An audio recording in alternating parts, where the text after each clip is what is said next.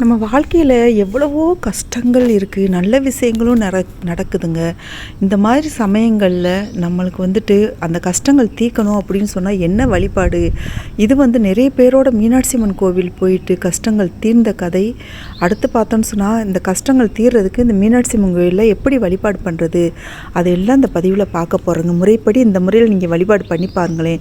நீங்கள் இப்போ வாழ்க்கையில் எந்த ஒரு சிச்சுவேஷன்லனாலும் இருக்கலாங்க. ஆனால் நீங்கள் கோவிலுக்கு போயிட்டு நீங்கள் திரும்பி வரும்போது உங்கள் கஷ்டங்கள், கவலைகள், துயரங்கள் எல்லாமே அப்படியே அந்த கடவுளே அந்த கஷ்டத்தை எல்லாம் நம்மக்கிட்ட இருந்து வாங்கிக்கிட்ட மாதிரி ஒரு ஃபீலிங் உருவாகுங்க. அந்த ஃபீலிங் மட்டும் இல்லை, நீங்கள் கொஞ்ச நாள்லேயே பாருங்களேன், கோயிலுக்கு போயிட்டு கொஞ்ச நாள்லேயே அந்த கஷ்டங்கள்லாம் இருக்க இடம் தெரியாமல் அப்படியே சூரியனை கண்ட பனி போல் விலகிறத உங்கள் கண்கூட பார்க்க முடியுங்க. இது என்னோடய வாழ்க்கையிலையும் சரி, எவ்வளோ பெரிய பெரிய கஷ்டங்கள், எவ்வளோ பெரிய பெரிய பிரச்சனைகள், எவ்வளவோ பண கஷ்டம், மன கஷ்டம், இதுக்கெல்லாம் நான் போய் நின்று ஒவ்வொரு முறையும் நான் ஒரு தடவை கோயிலுக்குள்ளே போயிட்டு வர்றேன் அப்படின்னு சொன்னாலே அந்த கஷ்டங்கள் அப்போதைக்கு நான் எந்த பிரச்சனையில் நான் உள்ளே போகிறனோ அந்த பிரச்சனை அப்படியே இல்லாமல் போகிறத கண்கூட பார்க்க முடிஞ்சுச்சு. என்னோடய வாழ்க்கையில் மட்டும் இல்லைங்க, நான் ரொம்ப ரொம்ப சிரமப்படுற நிலைமையில் இருந்தப்போ கூட இந்த கஷ்டங்கள்லாம் இவங்களுக்கு மட்டும் எப்படி நல்ல நிலைமைக்கு வந்துக்கிட்டே இருக்காங்களே அப்படின்னு சொல்லி என்னை சுற்றி இருந்து பார்த்தவங்க, என்னோடய சொந்தக்காரங்க எல்லாமே என்னை ஃபாலோ பண்ண ஆரம்பித்தாங்க. இவங்க எங்கே போகிறாங்கன்னு பார்த்தா மீனாட்சி அம்மன் கோவில் போகிறாங்களே, அப்போ நாமளும் போய் பார்ப்போம், நம்ம கஷ்டம் தீராதான்னு சொல்லிட்டு நிறைய பேர் போக ஆரம்பித்தாங்க. என்னையே ஃபாலோ பண்ணி நிறைய பேர் அடுத்து கோவிலுக்கு, மீனாட்சி அம்மன் கோவிலுக்கு என்கிட்ட கேட்டாங்க, எப்படி வழிபாடு பண்ண என்ன ஏது அப்படின்னு சொல்லிட்டு. நான் கடவுள்கிட்ட உண்மையான தூய மனதோட வேண்டிக்கோங்க, கோயிலுக்கு போயிட்டு வாங்க அப்படின்னு சொல்லி தான் சொன்னேன் நான். மற்றவர்களோட கஷ்டங்களும் தீர்ந்துச்சுங்க. இந்த குழந்தைங்க படிக்க வைக்க முடியாமல் ரொம்ப கஷ்டப்பட்டுட்டு இருக்கவங்க, நோய்வாய்ப்பட்டு அதுக்கு மருத்துவ செலவுக்கு தவிச்சிக்கிட்டு இருக்கவங்க, அந்த நோயே இருக்க இடம் தெரியாமல் போன கதையெல்லாம் நிறைய நடந்திருக்குங்க. அதே மாதிரி ஒரு நயா பைசா இல்லாமல் பிள்ளைங்களை படிக்க வைக்கிறதுக்கு வழியும் இல்லாமல் தவிச்சிக்கிட்டு இருந்தவங்களுக்கு இந்த மீனாட்சி அம்மன் கோவிலில் போயிட்டு வழிபாடு பண்ணிட்டு வந்த பின்னாடி பல கரங்கள் அவங்களுக்கு உதவிக்கு நிறைய பேர் அவங்க பிள்ளைங்களோட படிக்க வச்ச கதைகளும் நடந்திருக்கு. அதே மாதிரி திக்கு தெரியாமல் பிள்ளையோட கல்யாணத்தை எப்படி நடத்துவேன் அப்படின்னு சொல்லி தவிச்சுக்கிட்டு இருந்த தாய்மார்களுக்கும் நல்ல ஒரு வழி பிறந்துச்சுங்க. அந்த பணம் எங்கேருந்து வரும்னு தெரியாது, நம்மளுக்கு இது வரைக்கும் விற்கவே முடியாதுன்னு நினச்சிட்டு இருந்த நிலம் விற்கலாம். இல்லை உதவிக்கரங்கள், பல உதவிக்கரங்கள் உங்களுக்கு பல திசைகள் இருந்து அந்த தெய்வம் அவங்கள மனசு உதவி செய்ய வைக்கலாம். நீங்கள் இது வரைக்கும் போட்ட எஃபெக்ட்டுக்கு எவ்வளவோ கஷ்டப்பட்டு வேலை பார்த்துருப்பீங்க, அதுக்கு பணம் வராமல் இருந்திருக்கலாம். இப்படி அந்த நேரத்தில் பல உதவிக்கரங்கள் பல வழியில் உங்களுக்கு பணம் வர்றதை கண்கூட பார்க்க முடியும். நீங்கள் தெய்வத்துக்கிட்ட மனசார, ஆனால் நம்ம மனசில் நம்ம தெய்வத்துக்கு முன்னாடி போகிறதுக்கு முன்னாடி ஒரு முக்கியமான விஷயங்க, நம்ம எந்த ஒரு கெட்ட எண்ணமும் மனசுக்குள்ளே வச்சுக்க கூடாதுங்க. மனசு சுத்தமாக இருக்கணும். நம்ம தெய்வத்துக்கிட்ட போய் நம்ம வேண்ட போகிறோமா, அந்த தெய்வத்துக்கிட்ட நிற்க அளவுக்கு நம்மளுக்கு நம்ம தகுதியானவங்களாக இருக்கணும். நம்மளுக்கு மனசில் எந்த ஒரு கெட்ட எண்ணமும், யார் மேலேயும் எந்த ஒரு கெட்ட எண்ணமும் இருக்கக்கூடாது. அவங்க அப்படி போகணும் இப்படி போகணும்லாம் நம்ம நினைக்கக்கூடாது. முடிஞ்சால் மற்றவங்களுக்கு நம்மளுக்கு கெடுதல் கூட செய்கிறாங்களா, அவங்களுக்கு கடவுளை நல்ல புத்தியை கொடுங்க, அவங்க நல்லா இருக்கணும் அப்படின்னு தான் நம்ம நினைக்கணுமே தவிர ஒருத்தவங்க கெட்டு போகணும், அவங்க கஷ்டப்படணும் அப்படின்னு சொல்லிட்டு மனசில் நம்ம எந்த ஒரு தீய எண்ணத்தையுமே வச்சுக்கக்கூடாதுங்க.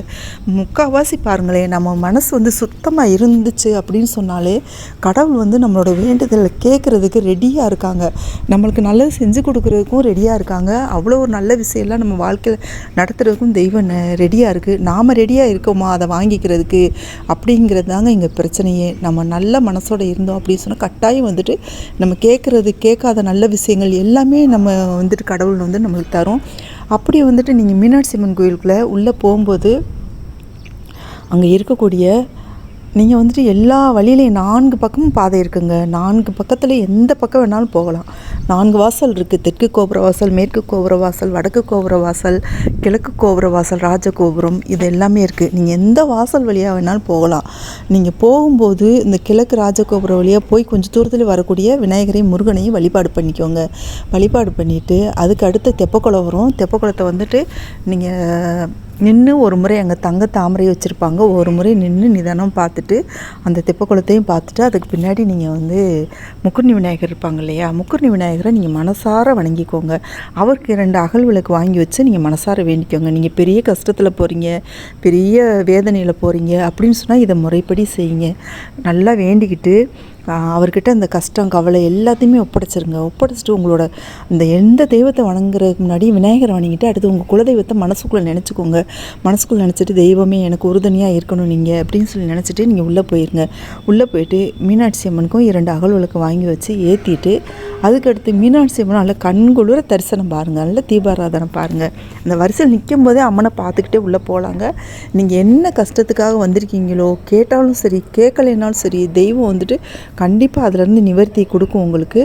நான்லாம் போயிட்டு தெய்வத்துக்கிட்ட எதுவுமே கேட்டதில்லைங்க. போய் நிற்பேன், சாமியை பார்ப்பேன், வந்துடுவேன். ஆனால் அந்த கஷ்டம் போகிற வழி தெரியாதுங்க, அவ்வளோ சீக்கிரம் போயிடும்.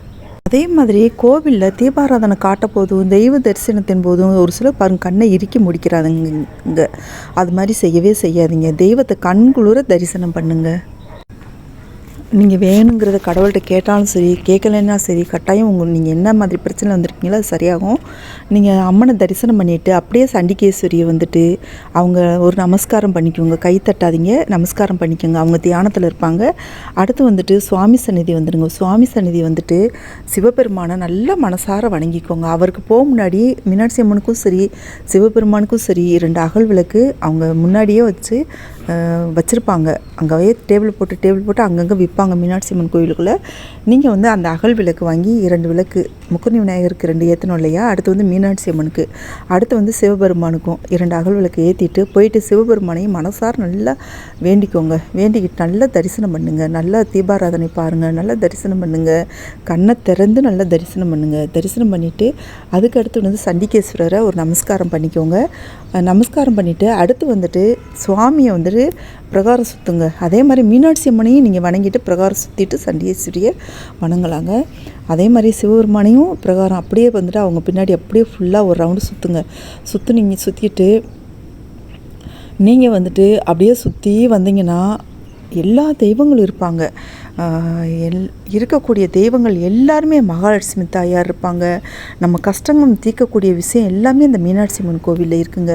நீங்கள் உள்ளுக்குள்ளே நுழைஞ்சிட்டிங்க அப்படின்னு சொல்லி எந்த விதமான கஷ்டங்களும் போக்கக்கூடிய சக்தி மீனாட்சி அம்மன் கோவிலில் இருக்குது. எல்லா தெய்வங்களையும் நல்லா வழிபாடு பண்ணிக்கோங்க. பண்ணிவிட்டு உங்களால் எந்தெந்த தெய்வத்துக்கெலாம் விளக்கேற்ற முடியுமோ விளக்கேற்றிக்கோங்க. இல்லைங்க எனக்கு வசதியே இல்லைங்க, நான் ரொம்ப கஷ்டப்படுறேன், எனக்கு காசு இல்லை அப்படின்னு நீங்கள் நினச்சிங்க அப்படின்னு சொன்னால் நீங்கள் மீனாட்சி அம்மனுக்கு முக்குனி விநாயகருக்கு சிவனுக்கு மட்டுமாவது அகல் விளக்கு 2 அகல் விளக்கு வாங்கி வச்சு வழிபாடு பண்ணிக்கோங்க. வழிபாடு பண்ணிவிட்டு நீங்கள் மனசு முழுக்க தெய்வத்தை சுமந்துக்கிட்டு நீங்கள் வெளியில் போங்க. வெளியில் போயிட்டீங்க அப்படின்னு சொன்னாலே உங்கள் வாழ்க்கையில் அடுத்து நடக்கக்கூடிய மாற்றங்கள், உங்களோட கஷ்டங்கள் இடம் தெரியாமல் போகிறத கண்கூட பார்க்க முடியும். நீங்கள் கடவுள்கிட்ட நீங்கள் வேண்டிகிட்டு வந்தாலும் சரி வேண்டிகிட்டு வரலைனாலும் சரி நீங்கள் உள்ளே என்ன மாதிரியான பிரச்சனையில் போனீங்களோ அது உங்கள் வாழ்க்கையை விட்டு விலகி போயிருக்குங்க. இந்த பதிவை பிடிச்சிருந்துச்சுன்னா நம்ம சேனலை இது வரைக்கும் சப்ஸ்கிரைப் பண்ணலைன்னா சப்ஸ்கிரைப் பண்ணிக்கோங்க. பெல் ஐக்கானை கிளிக் பண்ணிக்கோங்க. ஃப்ரெண்ட்ஸ் அண்ட் ஃபேமிலிக்கு ஷேர் பண்ணுங்கள். உங்களோட மேலான கருத்துக்களை கமெண்ட்டில் தெரியப்படுத்துங்க. Thank you so much. Take care. பாய்.